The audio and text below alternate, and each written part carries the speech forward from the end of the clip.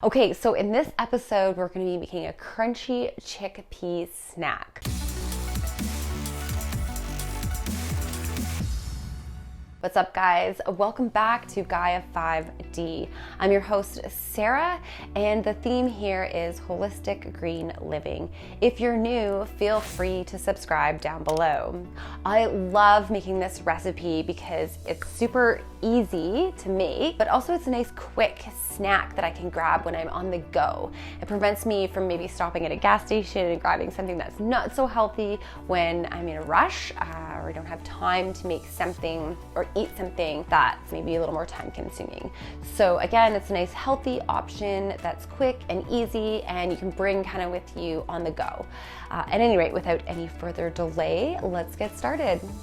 Okay, the first thing you're gonna do is get yourself a can of chickpeas. You're going to rinse them and drain them and then dry them off as best as possible. Add them to a bowl with a teaspoon or an overflowing half teaspoon of olive oil.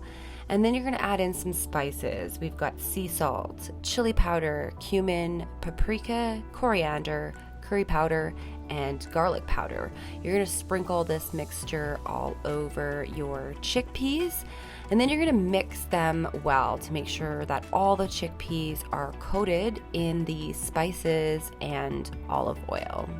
After that, you're going to spread your chickpea mixture onto a cookie sheet. I'm using my Pampered Chef Stoneware. I just find that it cooks things a little nicer than a regular cookie sheet.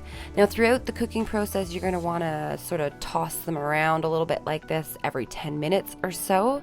You're gonna put them in the oven at 375 degrees Fahrenheit for 35 to 45 minutes. Now, every oven is different, so just keep checking on them. Basically, you want them to be nice and dry and crunchy, not moist at all.